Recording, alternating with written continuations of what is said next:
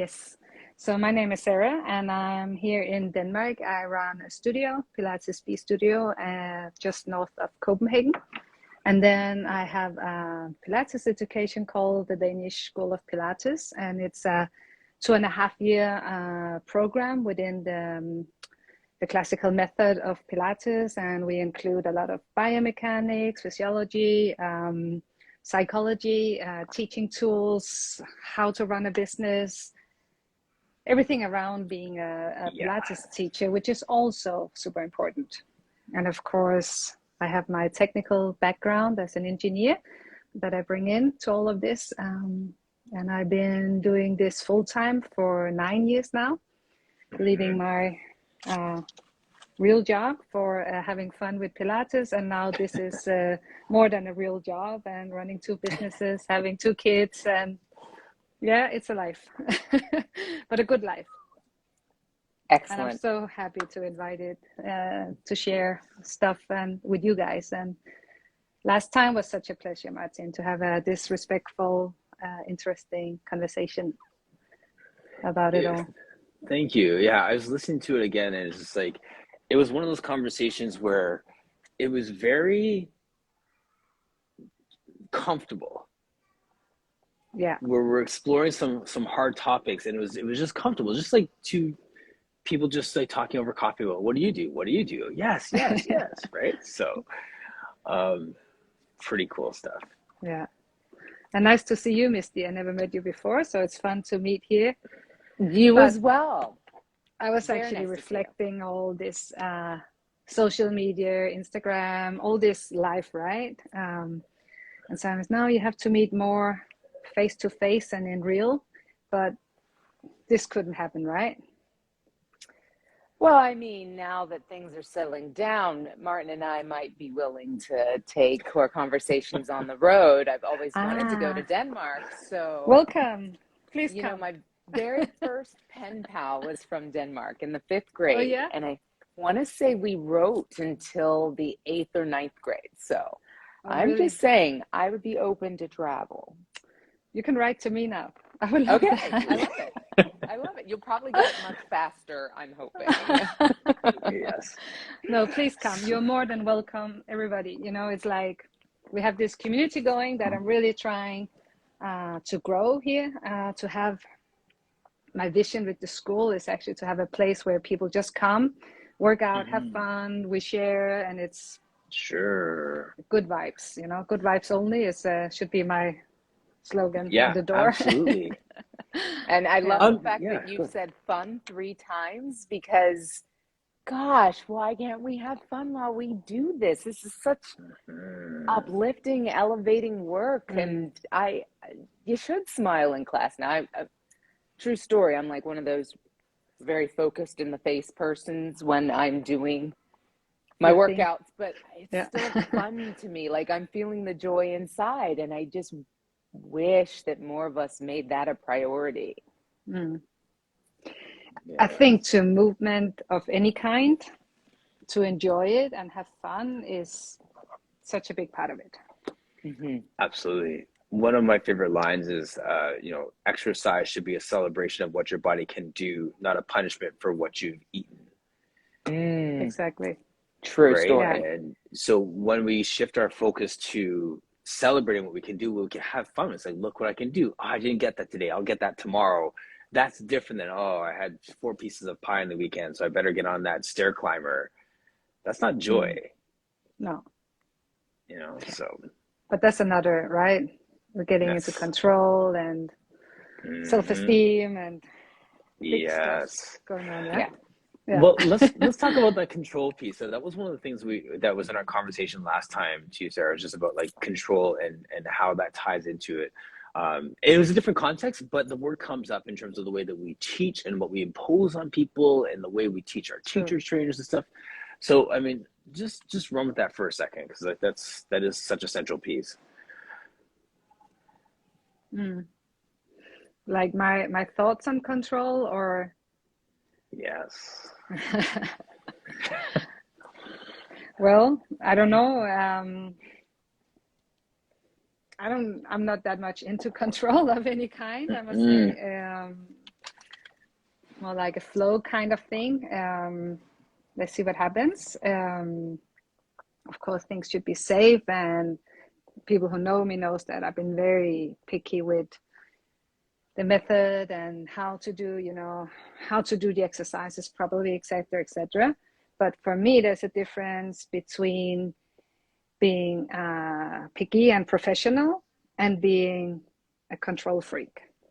I mean, I think there's a big, I'll use the word freak in the end, which was already not a very nice thing to say. And it's not, I mean, control, I don't know. I think there's too much control in Pilates, in life, in general.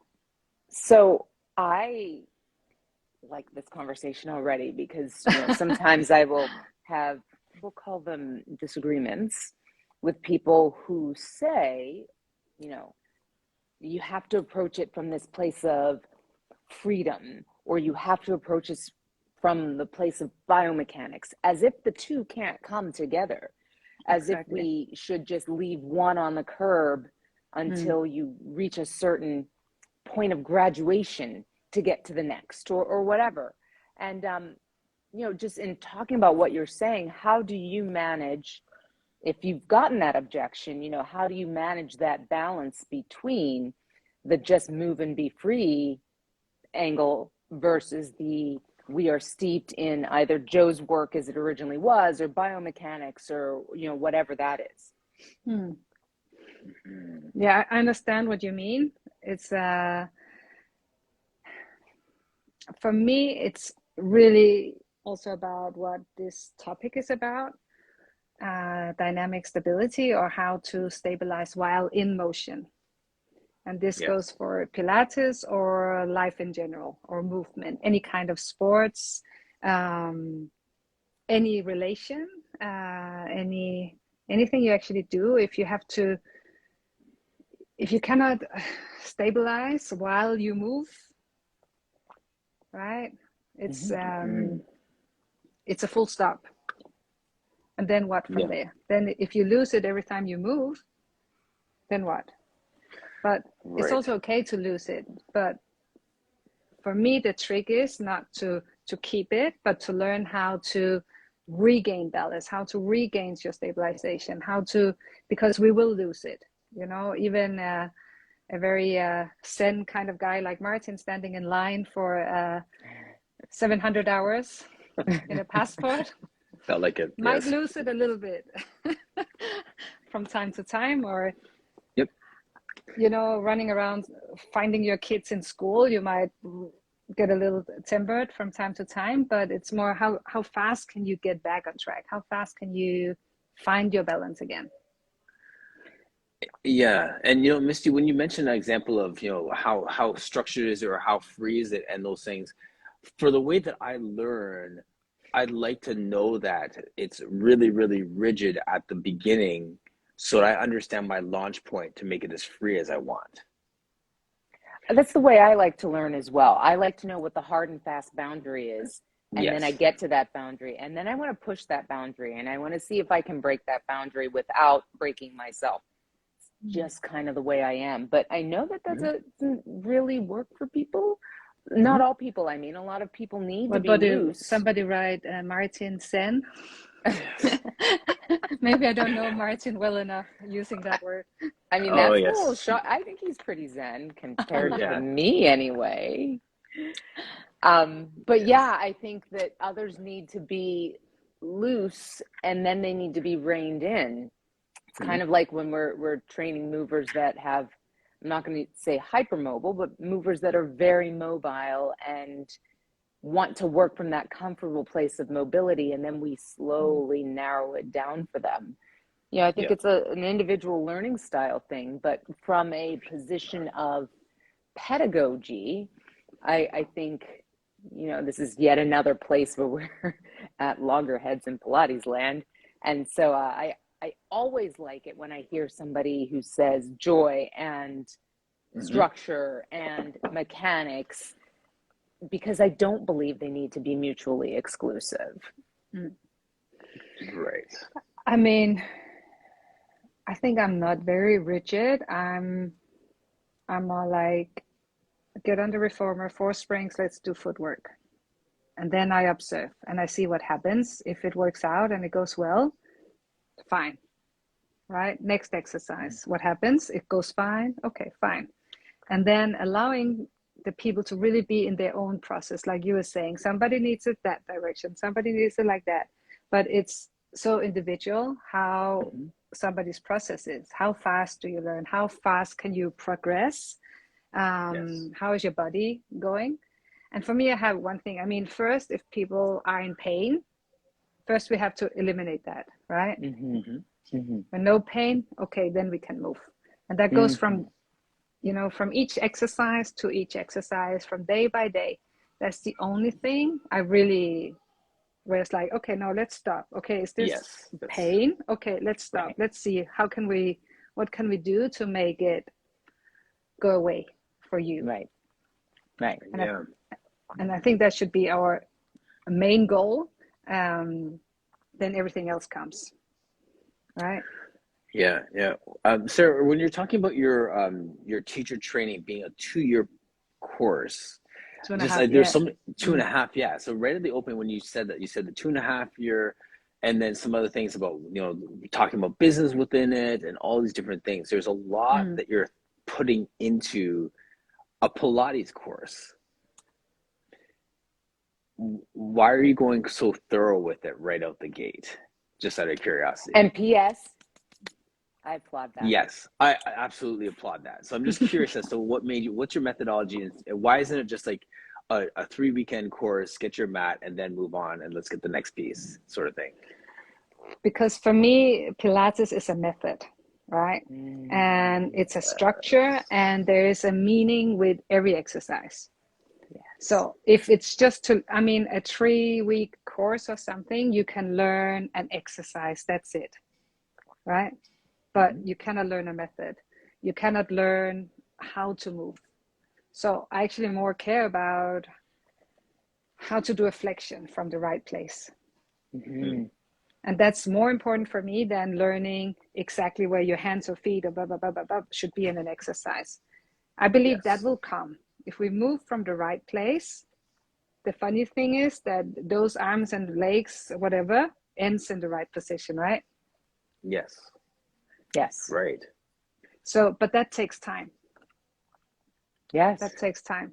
And also to learn, I have clients who have severe pain, who have arthritis, who have cancer in their spine, who have all sorts of things.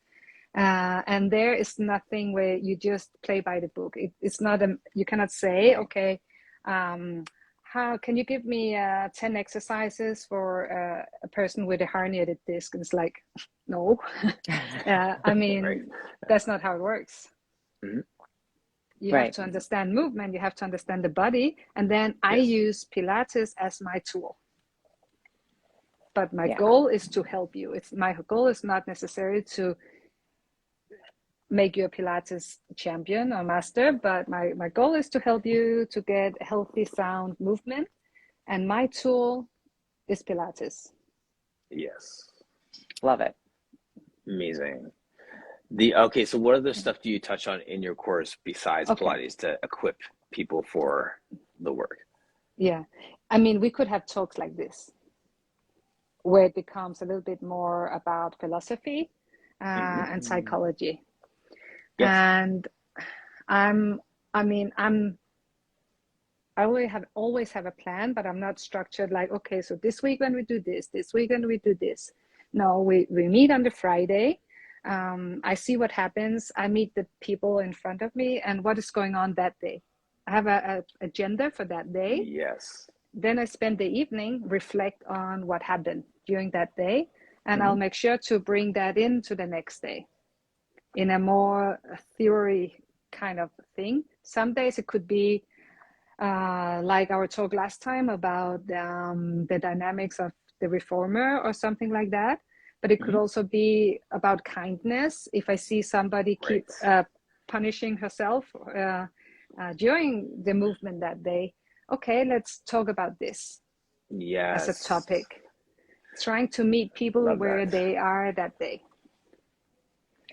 And I So think I'm it's not, so, sorry. I'm sorry to interrupt, but I think that is so very important in the teacher training environment, because, you know, whether we want to admit it or not, there's a lot of competition that exists there, internal or external. And, you know, getting people to realize that they're still people coming in to this. They're going to have feelings, they're going to have emotions. It's not all going to land the same way every time. You know, I think that is a critically important piece that gets lost when people say they want to get through a program in a year or in 6 months. They lose all of the velvet, you know, that the texture, the feeling, the beauty of what it is that we do beyond just teaching movement, because it's so much more than that. Movement is, in a lot of ways, movement is an extension of emotion. And if we're not honest about that, especially with the people that we're teaching to be teachers, they don't know how to handle it when they see it coming back at them. No. Right. Exactly. That reminds me, when I used to be the education specialist for Lifetime, and I was teaching the course for the personal trainers, they switched over to an on-demand course from a live course I used to teach. And my thing was that it's fine that you can teach them, they can sit in front of a computer and learn how to cue something or how to sell personal training. But the thing that they were getting out of our conversations in our class was when I was like, okay, we have to do this because I have to go pick up my kids from school, or I'm doing this with my wife tonight, or this is how we balance out whatever. And then they start to see how we navigate life around the work as well as the work itself. And I think that much like, you know, helping someone manage if they're beating themselves up in, you know, because they can't figure out an exercise, or Misty, you've talked about during your teacher training, how the competition and all those different things, there's so many elements to our being that is into our work as well, that we help people to understand that this is another layer, and this is going to challenge you because this has been your challenge in life somewhere. You're going to be confronted with it when you get into this work. And so taking time, the fact that, Sarah, that you take time to look at those things, I think is so key. And that sometimes gets lost in our teacher training. So when we're not looking at the person in that way. Yeah, and I mean, if you planned exactly what should happen on day 1 and day 2, you don't have room for this. Right. But because it's a 2.5-year program, so it doesn't really matter if what exercises get covered this day or tomorrow. I mean, we have time, right? We'll catch up or put in an extra day or whatever is needed. But sure, I think in the end, the first 6 months, it can be, I mean, of course, we attract the people on what we serve, right? But many people, of course, prefer to have something, okay, if you just do it like this, it works. Right. But if only it was that simple, right? Oh, so much. So how do you handle that objection when one of your students is like, Sarah, I need to know exactly what to do when this person comes in this way, and you give them the esoteric answer of, well, that depends. How do you manage that when you see the look of sadness and woe overtake them? And, you know, how do you get them to realize it, especially for newer teachers, that this is an expansive growth practice? And I mean, are we talking clients or students now? Students primarily, since that's the direction we're in. Yeah. So in the teacher training program, it's, I mean, I must say, sometimes it requires like sitting down 1 or 2 hours, listening to somebody, even it's Friday night or Saturday night, and it's 9 o'clock, 10 o'clock, 11 o'clock at night. And you're like, okay, I'm super tired, but it's okay. For me, it's okay. I cannot do it, of course, all the time, but with every group, it will happen once with each one of them. Because people will meet this, nodding. you know, from time to time. Some meet it super early on, and some meet it later. Over the years, the more I do it like this, it becomes easier. It becomes easier to kind of, I mean, the talks are the same. In the beginning, the talks would go right into me, you know. I would spend all Sunday reflecting, thinking, should I have handled like this? Could I have done better? Da, da, da, da, da, da, da, da, da, da. And now it's more like, it's okay. You know, it's okay. And it more, yeah, I can keep a distance to it. So then it's okay to spend the hour or 2 hours, because I don't spend 4 or 5 days after reflecting your on wounds it. from the conversation. Yeah. Yes. Maybe it's just my bias, but I'm assuming for both Misty and for you, Sara, when you're talking that it's mostly women in your teacher trainings. Have you had any men, and what challenges have they faced as they're going through this process of becoming teacher training? I had some guys going through, physiotherapist. Well, he was super easygoing, I must say. So I cannot really compare to him. And the other guy, he already had a teacher training program in his back pocket. So it was more about this, like, but I learned it this way, or you know, how, the unlearning to learn process.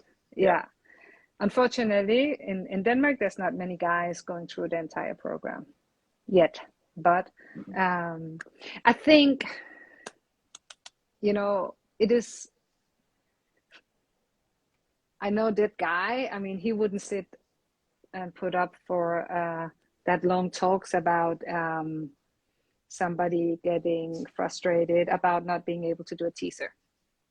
You know, he was more, okay, I'll try again tomorrow. Right. I'll be fine. I'm not a bad person because I cannot do a teaser. I'm still, you know. Yeah. So true. Some, yeah. They're not going to be like taken with the vapors and lamenting it like over and over again. I agree. And with the men that I've worked with, when they have gotten bogged down, they don't want to have the talk in person. They want to have it via email. And, you know, if I do decide, okay, let's do this in person, they might drop a few nuggets out there, but they don't want to talk about the whole thing. It's not going to be a 25-hour long soliloquy. It doesn't have to take 2 hours Saturday night. No. Yes, exactly. Exactly. You sound slightly scarred by your 2 hours on a Saturday night experience here, Sara. Oh, no. It's fine. It's all good. Wow.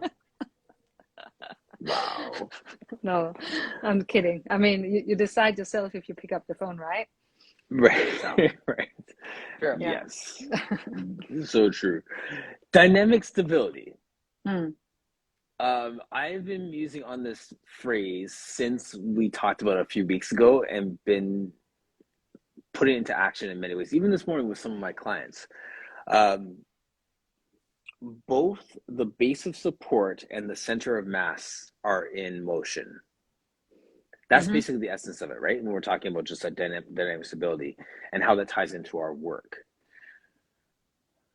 I was saying to Sara just when we were talking about what that means and what the implications of that for our Pilates work, and I just instantly went back to my personal training days, right? Like, you know, and just like, you know, your base of support moving, all those different things, and it was just like in that personal training space where it made sense. But like, I just wanted to hear from you, Sara, just like what have you been thinking about in that way, and what is, you know, how does that apply to what we're talking about in the Pilates space?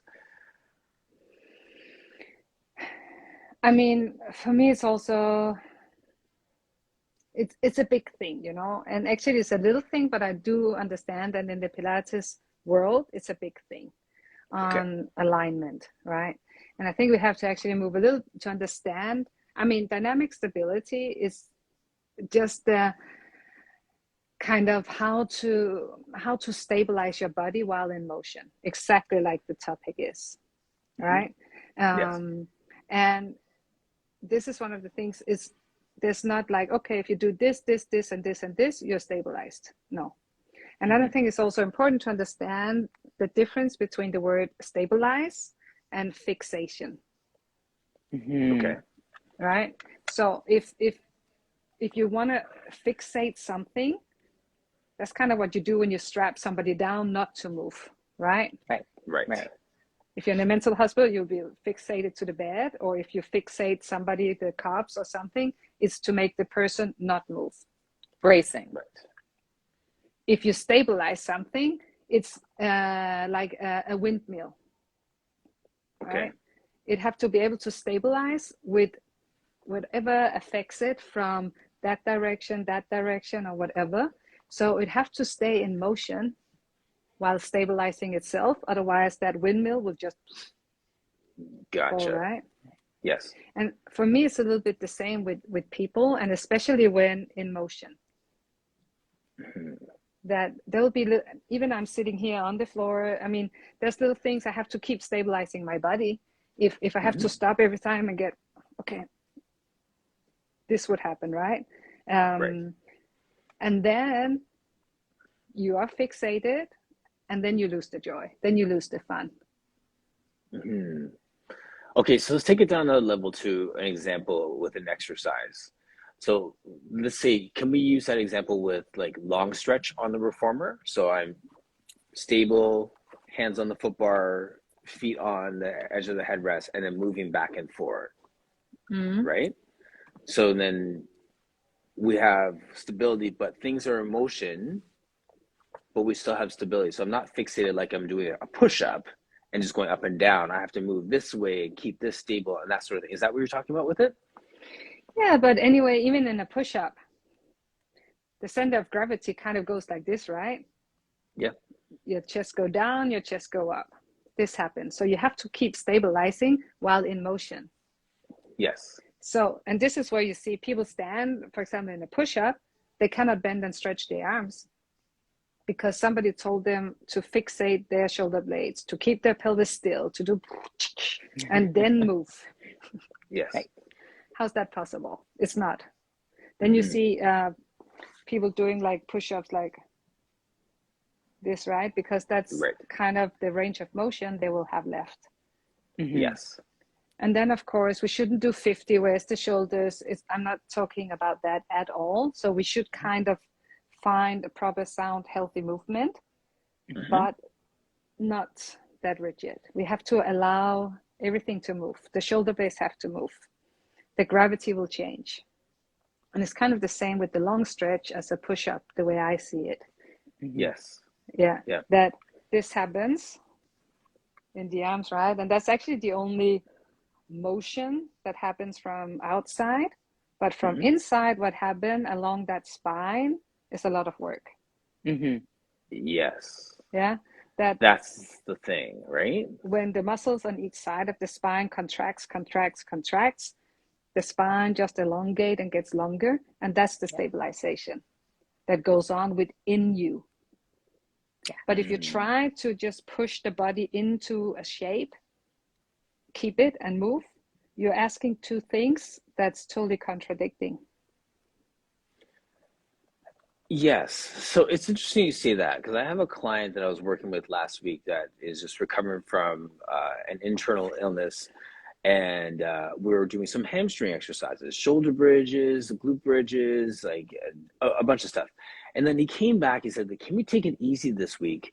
Because my knee was hurting for days. My groin was killing me. And so it looked right from the outside, but what was happening on the inside is the question. It is. And I must say, I'm also, I'm super lucky to be involved with, in Denmark, football or soccer is a big thing, right? And I'm training the local football team who is getting in there, the Prime League in Denmark. And watching them play or watching a tennis player play, I mean, this should be our aim, right? They can still learn a lot from Pilates, but I have to, if they couldn't use Pilates, if I was teaching it how to, then they cannot use it on the field. You cannot kick a ball, how far is it, 90 meters or something like that, if if you're totally stuck in your own body. Rigid. Yeah.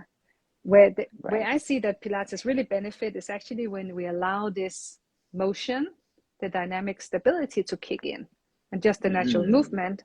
Because in sports as well, in physiotherapies, there's many,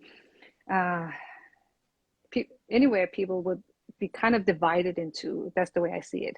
Some people talks a lot about that alignment, how to, okay, now I can do something. And other people is more into this free movement and dynamic stability. And it is kind of into also in personal training, right? Absolutely. Yeah. Well, I mean, the goal, at least in my mind anyway, the goal is for us to be able to help people, and even in our own bodies, move optimally in all ranges at all times. Whenever we want to call on it, have it be there. And that optimal way and time is based on the person that's in front of us. So do I want to move optimally the way a footballer does? Not really. Everyone who knows me knows my rule is run when chased. And I'm not planning on being chased, so I don't really need to want to run. But at the same time, if I had to, I want to be able to do that. I don't want to be like, okay, now my knee needs to flex and my hip needs to flex and I need...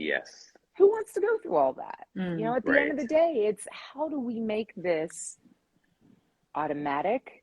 How do we make it happen in a way that does not create disruption, physical, mental, emotional? And how can we just enjoy it? Being in our own form.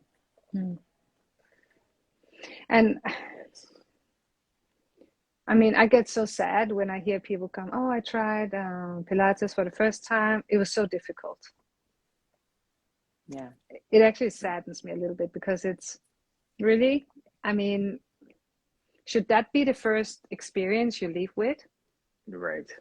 That is super difficult. I didn't know anything. I mean, it's fine to realize, okay, there are things I have to work on.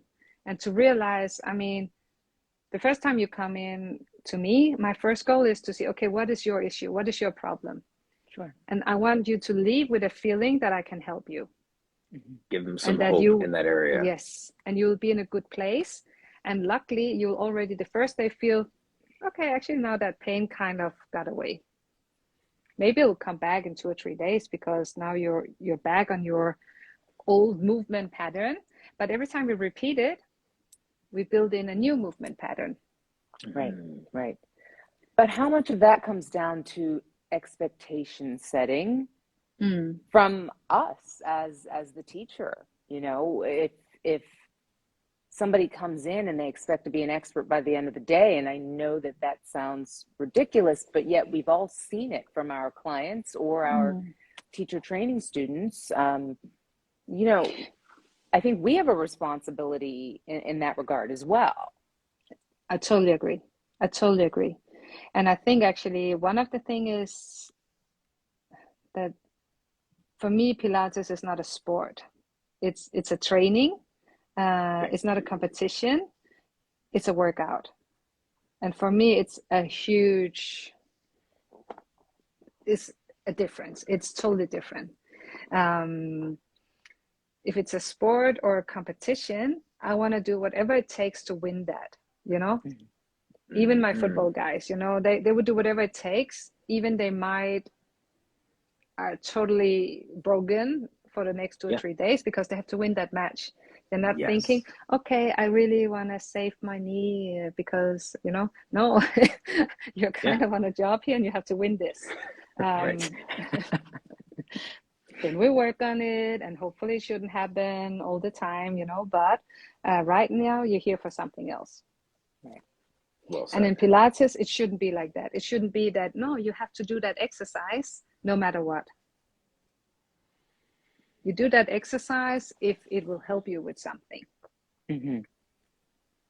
Right. That comes back full circle to what Misty was saying a second ago, because if we esteem exercise and the aesthetics of a movement as the highest goal, then people start to chase after being able to do a teaser on the long box, and it's like, I have to get this even though my body doesn't want me to do that. It's like a sport. I have to achieve this at all costs. And then the cost is your own movement freedom, right? So yeah.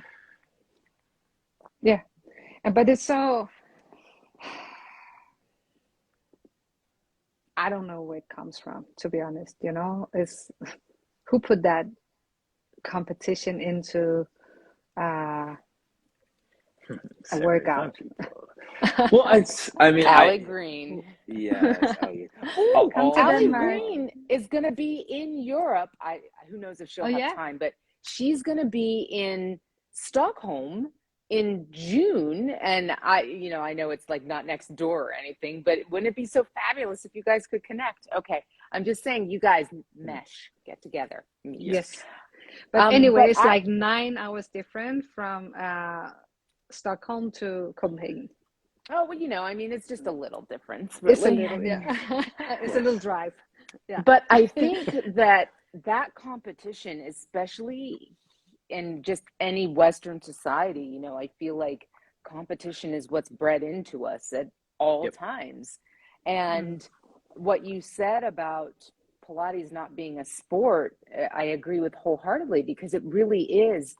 It is a practice. It is a piece of you. Like, I'm not competing over my toothbrushing. I brush my teeth because, one, I really like the way it feels. Exactly. 2, I really like the way it looks. But 3, it's for me. It's something that I do for me.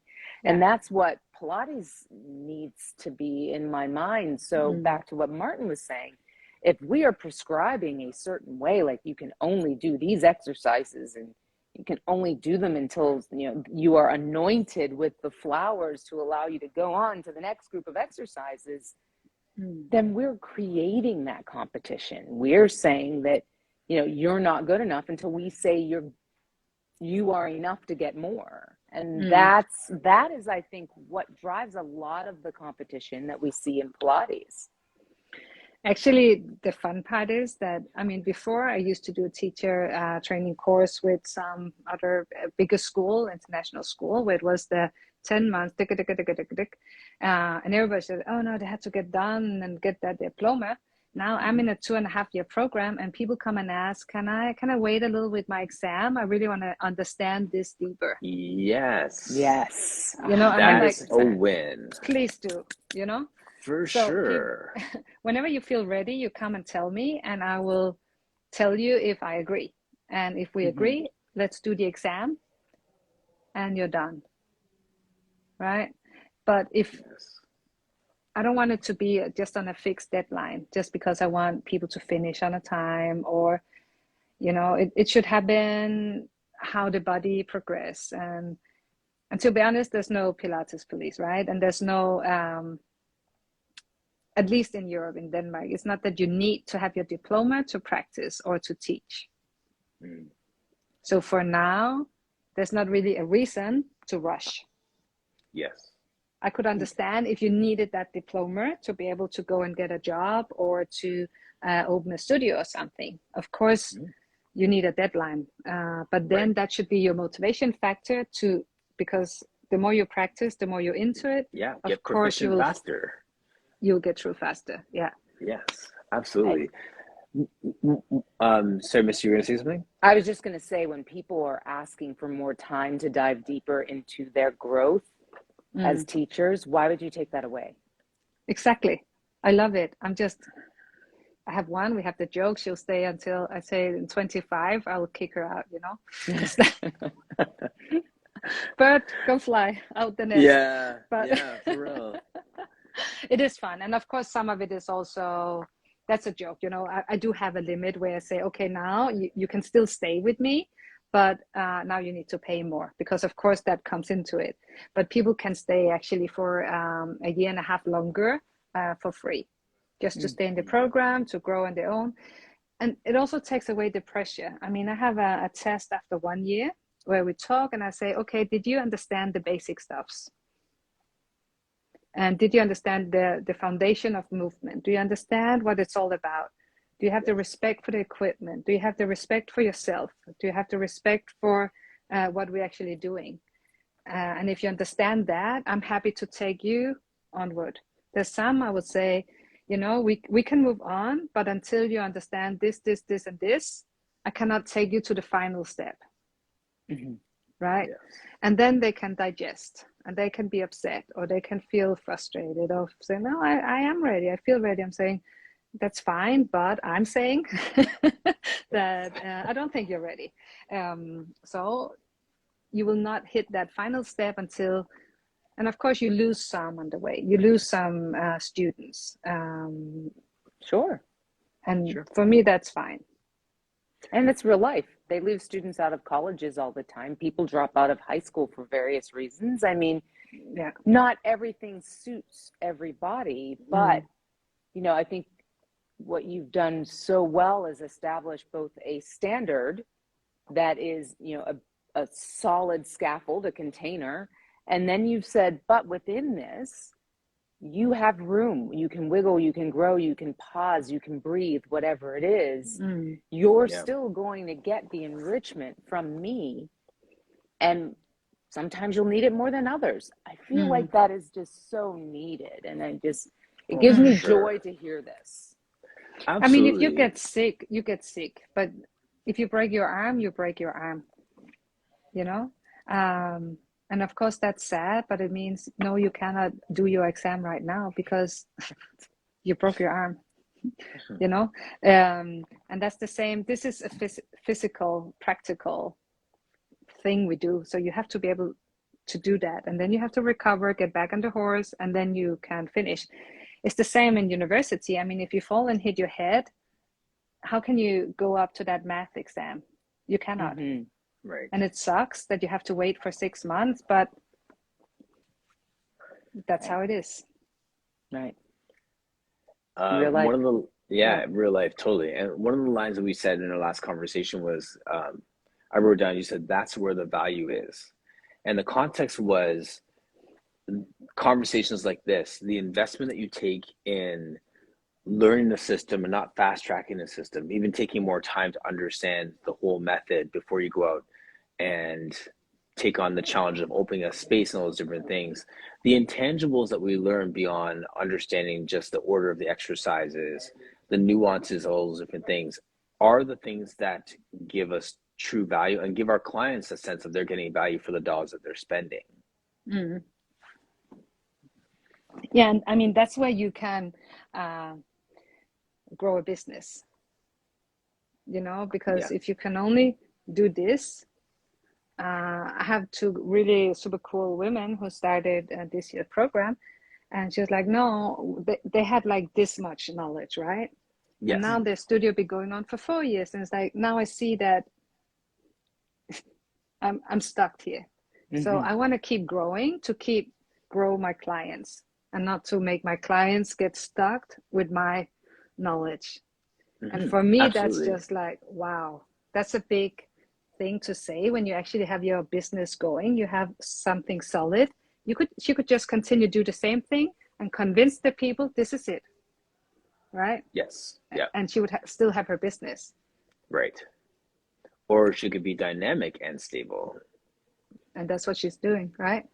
So she's still running it, and then she's starting a 2.5-year program to make it better, to do better, because now she realized she needs it. Her clients need it.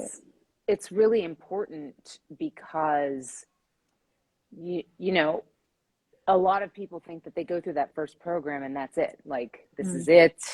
I have reached Mecca and I'm done here. Right. Yes. And then you've got other people. Exactly. Yeah. That's exactly it. And then other people are like, okay, my business is slumped for 5 minutes. I need to get more education. More. So like that's a spectrum, actually, I think. You've got the people that are chasing the continuing ed, whatever it is, Greyhound, and, you know, pursuing it no matter what, when really perhaps they need some time to percolate with it and let it grow. And then there are the others that, you know, they go through their first 2 weekends of their teacher training or whatever it is, and they open a studio and they're like, I've got this, you know. A lot of people don't even finish because, like you said, you don't necessarily have to finish, but I guess it comes down to who you are and what you want to offer. as a business person, knowing who and what you are as a business person and a person of integrity. Yeah. I mean, for me, I have no problem with people starting early. For me, it's more, what is your background? You know, are you already a personal trainer? You've been in the fitness industry, or you're a physiotherapist, or are you a nurse? Whatever have you been doing, right? Or are you an accountant who maybe has never moved in your life? I mean, then it would be kind of a hard thing to start after 2 weekends, right? To teach. But if you already actually can teach movement, if you've been to university studying movement as a bachelor or something like that, you know, of course but for me, it's just important. If you only learned the mat and you only learned like 19 of the exercises, that's what you can teach, right? Don't just start teaching stuff you don't know how to teach. Right. Yeah. And actually, for many, if you start from scratch, sorry, Martin, if you start from scratch with people coming in, and you learn fast enough, you can kind of learn in the pace of right? Yes, but absolutely. Really, you should say, if people come and ask you, and you just have 3-4 months of education, and people come, oh, I have all these issues, can you help me? Your answer should be, no, I'm sorry, I cannot. Exactly. You know? Yeah. But that's the personal integrity. Right. Yeah. When I did my personal training cert, I did my background in social work, and then I got into it. And when I was working with this lady who was training me, mentoring me, basically, I was at first intimidated because I was thinking, like, I don't have like a kinesiology background, whatever it is. And she's like, you went to university, you have an aptitude to learn. Yeah. Let's start there, right? So I played sports, worked all the time, but do we have an appetite to get better, to learn, and to be humble enough to recognize when something's outside of our scope and say, that's not me, but I know somebody, hand them off, that sort of thing. So I think that if you are humble enough and you are hungry enough, that you can start early and grow, like you said, at a pace, even if you're just one step ahead of people, and just stay within your lane and grow that way. Yeah. But it's just important to keep growing, right? Yes, exactly. And also, Misty, I didn't mean that an accountant could never be a good Pilates teacher. I didn't mean that. Oh, no, all. I didn't take it that way. Okay, sorry. Yeah. Yeah, not at all. Not at all. They just maybe need more time before starting teaching, right? Right. If everything is new. I have this thing that teaching, you have both the method, then you have the skills of the knowledge around the body, and then you have your teaching stuff. So if all of three is new to you, you need time. Right? Yes. That's an interesting formula right there. Can you repeat that? Please, so you have like the Pilates method, right? The knowledge of the Pilates, then you have the knowledge of the body, the science behind whatever we do, how the body functions, and then you have the teaching stuff, whatever, if you're a teacher in school or you teach singing or whatever you teach, that's like for me it's 3 legs in the to become a Pilates teacher. And if all 3 of them is new to you, you need time. You need a lot of time to learn. But if maybe 1 or 2 of them you already know, of course you will move way faster. Absolutely. Right. Yeah. No. But if all 3 is new, allow it to, wait for it. Just wait for it. Be patient. And I mean, if I have to learn to become a hairdresser, I couldn't start next week. I could, but maybe my my clients wouldn't be. Yeah, if my your clients only wouldn't appreciate it. Requisite I could cut my my hair. It's a little bit harder. Right. Yeah, totally. Just as we're closing off, Sara, we're just talking. I know, so fast. But I wanted to come back to you were saying about your vision, just having fun with your space and where you see it going with people coming and stuff like that. Can you just throw your vision out there a little bit for us? Yeah, like my vision with the school? Yes, with the school. Yeah. I mean, in short, my vision is actually to do better. I think we can do better. That people should really understand the movement. People should understand the exercises. So we don't have a lot of You know, you shouldn't end after a program thinking, oh, I don't remember, should my arm end here or here in a teaser? You know, it shouldn't be a topic. We should move beyond that, right? Of course, there's a setup. Okay, this is super easy to learn. This is this is how you set up for that exercise. Now we go from there. But so that's kind of my vision with the method and thing. But it's really to make a school related to you, right? Like a real school, not just my opinion, but I bring in other teachers. I bring in professional doctors, biomechanics, whoever have something to add to this. I had a training physiology, Jeppe. He comes and give a speech on training physiology, because that's also part of it. It's not part of the Pilates exercises there, but when you look at a person on how to, you know, what do they come from? What is their, why are they here? Yes. And we have to help them with that. So if their goal is something, and we are stuck in no, you have to start here and end there, then maybe their goal is 5 years down the line. Right. Yeah. And then we're not really helping people. Right. Yeah, because they won't stick around for 5 years. No. Not if they don't feel they benefit, right? Right. Exactly. Most of my clients been with me 5-8 years or something. They stay, but only because I start to help them with their main issue. Meeting expectations. Yeah. Yes. Or needs, right? Right. Exactly. Yeah. Nice. Yes. Yes, that was crazy fast. Crazy fast, and my vision was not clear at all, but that's fine. Let's just have fun. I grasped it. I don't know, Missy. I mean, I followed just fine. I thought, good. You know what? Yeah, I mean, like, I still plan to show up at some point. That's all I need to say. It's like, please come. Yes. You know, I mean it. Just text me, come, whatever. My studio is open. I wish I could say my house is open for everybody to sleep over. It's not big enough, but I can certainly help to find a place to stay. And my studio is always open for traveling Pilates teachers. Deal. Let's get that road trip for 23, Misty. Is that a plan? It's coming. We'll find a way. We'll find a way. So you take 2023 out of the calendar, travel around the world and do these core conversations? How fun would that be? I'm thinking corporate sponsorship, Martin. We need to look into this. We'll look into that. Yes. We'll have a conversation offline. That's so good. Yeah. Indeed. Sara, thank you so much for this great talk. It's been a pleasure. I would always come back. I really enjoy to sit here and share like this and hear your reflections and thoughts. And yeah, it's such a pleasure. Thank you. Thank you. Awesome.